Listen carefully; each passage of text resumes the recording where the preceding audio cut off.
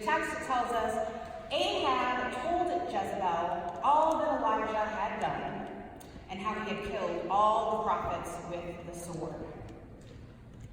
That's an opening line. Now, it's always interesting to enter a story partway through. For those not familiar with what's happening, Elijah was a prophet sent to the nation of Israel where Ahab was king. And Ahab was married to Jezebel, who was a Phoenician princess who worshipped Baal. Now, Israel was in the midst of this 3-year drought. And Elijah showed up and decided to challenge the priests of Baal to a showdown. Whoever could call down fire from heaven for a burnt offering would prove the power of their God. Elijah, of course, prevailed. But before that, it got kind of ugly. There was a lot of mocking and laughing, and insults were hurled. That was all on Elijah's part, by the way. It culminated in Elijah telling the defeated King Ahab, "Get up! Go celebrate with food and drink. Rain is coming." You go home and tell your wife about that. So the lectionary opens with Ahab telling Jezebel everything that went down at the Battle of the Prophets, and Jezebel losing her mind. Her prophet priests were done. Her husband doesn't seem all that upset about it. She's apoplectic. She sends a messenger to Elijah, which is interesting. In order to send a messenger, you have to know where someone is, right? So why send a threat?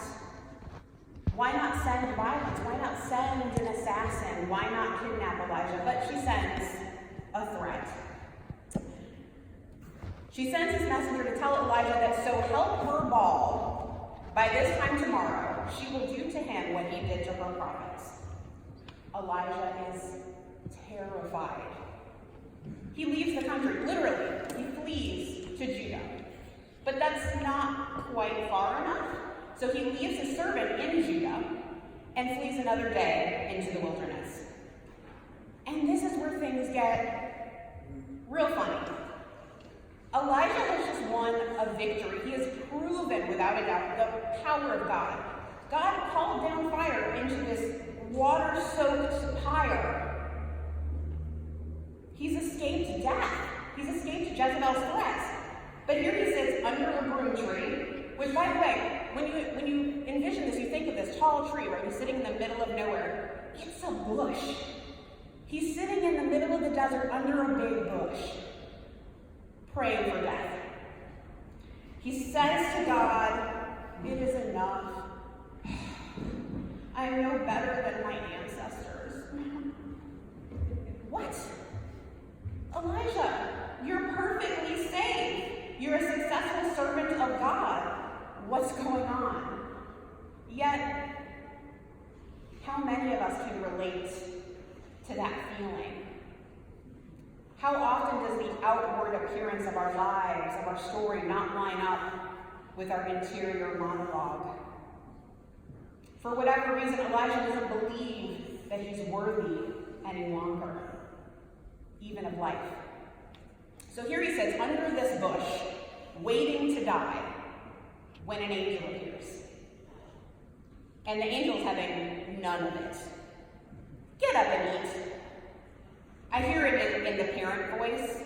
Like literally either of my parents could be saying this. Like pick one, doesn't matter which one. Even my grandparents could be the ones saying this.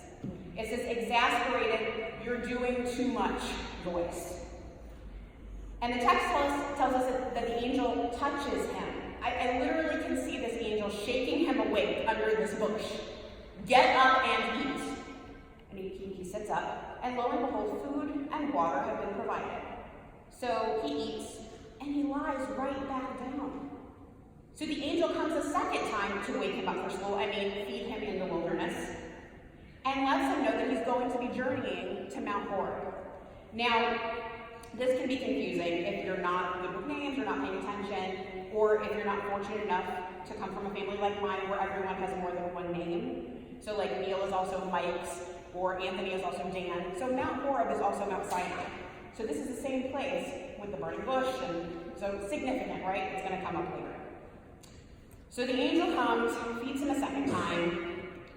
He journeys on this second meal, 40 days and 40 nights, into the wilderness. Once there at Sinai, he goes into a cave and spends the night. Next, the text tells us that the word of the Lord comes to him. Now here, the Hebrew is actually significant, right? Because this isn't another angel visit, and it probably isn't even like a corporeal manifestation of God. In my sanctified preacher imagination, this is a booming, loudspeaker, all caps voice of God moment. And this voice asks him, "What are you doing here, Elijah?" What do you say to that? I mean, my smart money's on nothing. You're silent. When the voice of God says to you, "What are you doing here?" and that tone of voice, you keep your mouth shut. Our boy Elijah has a fair amount to say. He prophet-explains the situation. Elijah says, "I have been very zealous for the Lord, the commander of angel armies," which, by the way, is what Lord of hosts means. These Israelite folks have been faithless. They have broken the covenant, destroyed altars, murdered prophets. I am the only faithful servant left, and now they're trying to murder me. I can only imagine God's level of exasperation, because God starts referring to God's self in the third person. Literally, God says, "Go out on the mountain because God is about to pass by." At this point, there are terrifying displays of natural wonders, right? There's a whirlwind and an earthquake and fire, yet the text tells us that God is in none of these. Just as God was not in the loudspeaker voice, God appears where we least expect. Just as God was in the bush that burned but was not consumed, God is in the sound of sheer silence. God is in the contradiction. God is in the juxtaposition of seemingly impossible things. How can you have a sound and silence at the same time? God is present in those places and times we cannot fully comprehend, and that is what Elijah is being shown. It is in that moment when Elijah has wrapped his face in his mantle and been confronted with the pure holiness of God's presence that he is given the opportunity to reassess. God asks him in that small voice, in the sheer silence, "What are you doing here, Elijah?" His response is verbatim the same. His narrative is unchanged. We like to be the heroes of our own stories, don't we? The narratives we construct tend to make us look good. You know, it's funny, the question God asks isn't, "Why are you here?" God doesn't need a play-by-play of Elijah's situation. First of all, it is known. Second of all, it's not God's question. What are you doing here? Hiding. What Elijah conveniently leaves out of his story, and what you're not privy to if you didn't read the previous chapter of 1 Kings or weren't at the Battle of the Prophets, is why Jezebel is so very angry. So I mentioned the mocking and the laughing. What I didn't mention is what happened after. So eventually Yahweh rained down fire to consume the burnt offering. That was the whole competition. And the gathered people were convinced of God's might. Their hearts were turned, they bowed down. But Elijah's immediate command was not one of worship, but to seize the prophets of Baal. He dragged them to the Wadi Kishon, which is basically a dry riverbed, and he put them to the sword. He killed them. 450 prophets of Baal. 450 brothers, sons, husbands, fathers, friends, people. Elijah wants so badly to be one specific thing, an exalted prophet in his own mind, that he can't be what God is calling him to be, a servant. The narrative he feeds to himself about himself doesn't serve him, and it certainly doesn't serve God. And God calls him on it. At the end of the 19th chapter, which is not included in our lectionary reading for today, God details what Elijah is going to do going forward. Part of that is deconstructing the narrative that Elijah is the only one. God says, in effect, you know I have literal thousands of folks that are not out here worshiping Baal, right? Like I have like 7,000 people that have been faithful this whole time.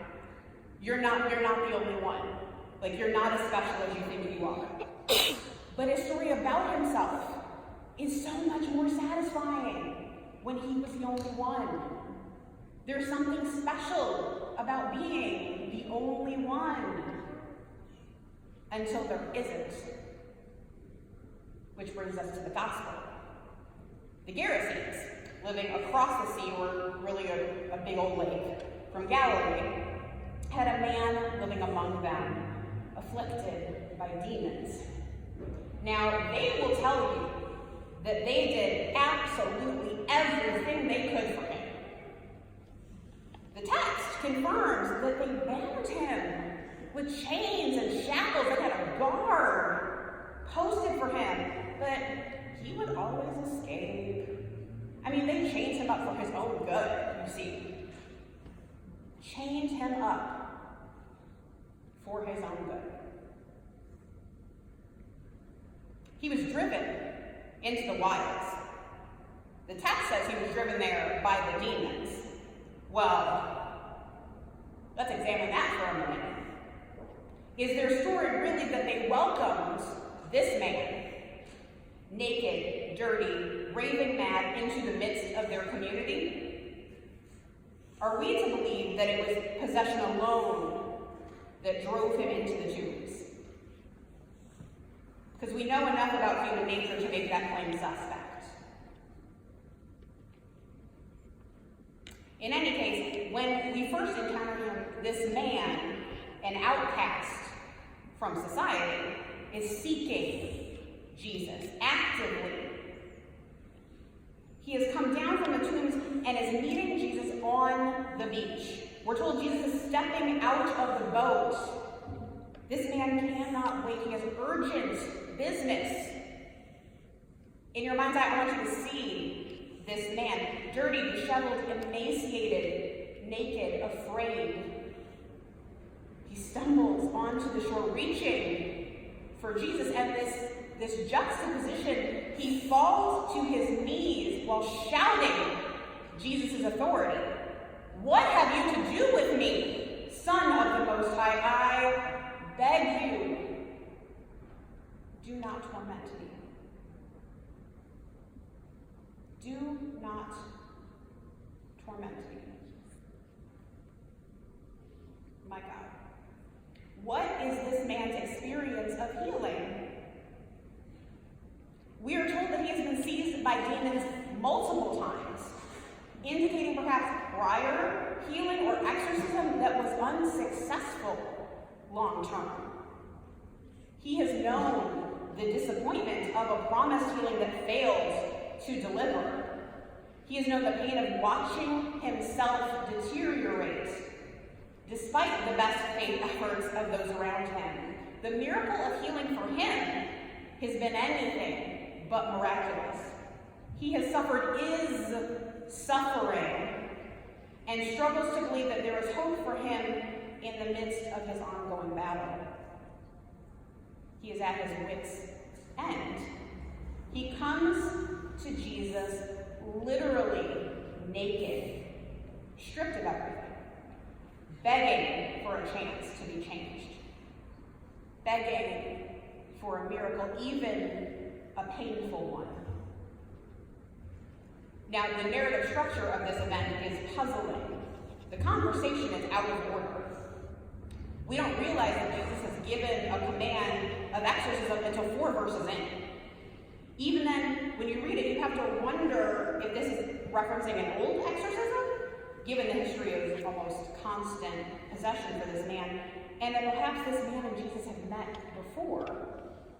I think it's unlikely. It's a Gentile town, but there's something there. But what is absolutely fascinating is that as Jesus continues the conversation, the demon takes hold of the man's body and consciousness, and Jesus keeps talking to him. However you want to understand possession, he stays in relationship and in conversation with this man. Because the text explicitly switches from he to they. We move from the man he to the demons they. Jesus hears and respects the plea of the demons not to be sent back to the abyss, and gives the demons, now known as Legion, permission to enter a herd of pigs on a nearby hillside. The pigs rush into the Sea of Galilee and are drowned. Jesus shows compassion not just to the possessed man, but to the demons. The only ones in the story, by the way, who are named. Even after his possession is ended, the man is not given an identity outside of his experience, outside of his suffering. He is and remains the Gerasene demoniac. We don't have names for the swineherds who lose their livelihoods, or the townspeople who are so badly shaken by the healing. The fact is, encounters with the divine are difficult. They force us to change. They force us to refocus. They lay bare things we'd rather stay hidden. For Elijah, he spent 40 days and nights walking through the wilderness, only to find out he wasn't who he thought he'd been.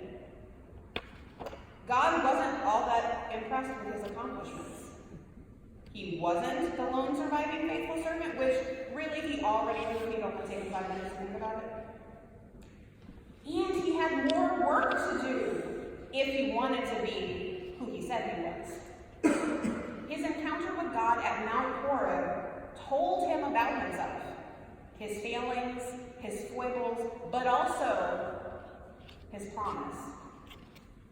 He could be more than he was if he was willing to reorient his narrative. The end of chapter 19 has God tasking Elijah with a new mission, to crown new leaders and go recruit Elisha, his new BFF, as a prophet. Things can be different if Elijah is willing to make it about something other than himself, something other than the clawing fear that threatened to consume him and drove him into the wilderness. He could be a prophet again if he made it about this mission, this shared future, instead of that mistake. Jesus' encounter with the Gerasenes is a bit stickier. When the pigs die, the swineherds go off to tell everybody. I can only imagine how they felt and what they said. A man appeared out of nowhere and started talking to the crazy guy. You know the one I mean, the one from the tombs, right? Anyway, I don't know what they did, how they did it, but they spooked my pigs, and now they're dead. I don't know what I'm going to do. I got nothing. I don't know what I'm going to do. The text says that they went to the city and the country. They made the rounds. Now remember, this took a while. Everybody's on foot.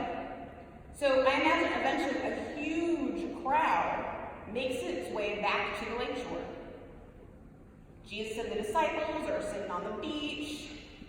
They maybe have a fire, some fish, they're hanging out with a guy that like looks kind of familiar, but the crowd is distracted at first because the lake is filled with pig carcasses. Like, we can't focus on anything else because our community members' livelihood is in the lake. And then it hits them. That's the guy. The guy from the tombs, and is he wearing clothes? Like, what? He looks, Jesus, you gotta go. It's, you know what, it's not even about this. It's about this. It's not about the healing. It's about what it cost us.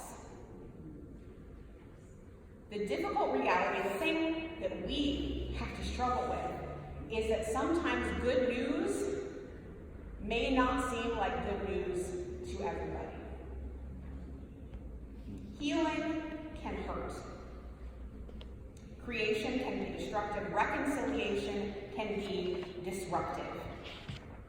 New life can come from death.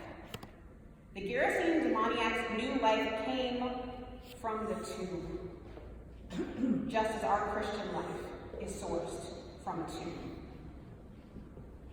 The tricky thing about a tomb is that in the Christian tradition, important things cannot and will not stay there. Jesus doesn't send the demoniac back to his home among the dead. He doesn't even allow him his request to travel as one of the disciples. He sends him back to his own people. Return to your home and declare how much God has done for you. This first commissioned ministry to the Gentiles is one of sharing the good news. The good news is beautiful, painful, disruptive, life-giving, and this. It is ours. It is community. It is alive and growing and boundary breaking. It is alive forevermore. We are an Easter people. Thanks be to God. Amen.